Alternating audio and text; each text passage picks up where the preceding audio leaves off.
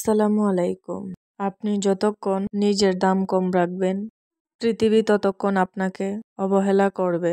কারণ এই জগৎটা সস্তা জিনিসকে অবহেলা করে, আর দামি জিনিসের জন্য মানুষ লড়াই করে।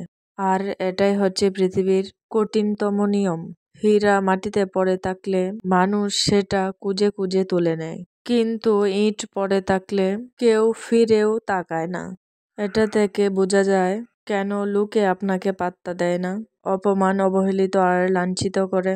কারণ আপনি নিজের চোখে নিজেকে ইট বানিয়ে রেখেছেন, হীরা নয়।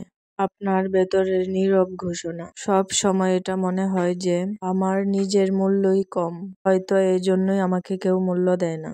আর এই বার্তাটাই আমরা পৃথিবীর অনেক মানুষেই গ্রহণ করেছি। এইসব চিন্তা ধারণা থেকে একজন মানুষকে বের হয়ে আসতে হবে, তাহলেই সম্ভব জীবনে একটা কিছু করা। একজন মানুষ দামি হওয়ার শুরুটা হয় তার নিজের ভেতর থেকে। আগে নিজের ভেতরের শক্তিকে জাগাও, তোমার দাম এমনিতেই বেড়ে যাবে। প্রথমে শুরুটা করতে হবে নিজের ভিতর থেকে। তুমি যতক্ষণ নিজেকে কম দামি ভাববে, ততদিন লোকে তোমাকে কম দামিই ভাববে। ভেতরে নিজেকে ছোট ভাবার ভাইরাসটা তোমার জীবনের সবচেয়ে বড় দুর্বলতা। মরুভূমির এক বোতল পানির দাম সোনার দামে, কারণটা খুবই বিরল। তুমি যদি 24 ঘন্টা সবার জন্য অ্যাভেলেবেল করে থাকো, তোমার দাম শূন্যতায় নেমে যাবে। যে মানুষ সময়ের মূল্য দিতে পারে না, তার উপস্থিতি কেউ মূল্য দেয় না। লোকে শুধু সেই মানুষকেই সম্মান দেয় যার হাতে কিছু বিশেষ আছে।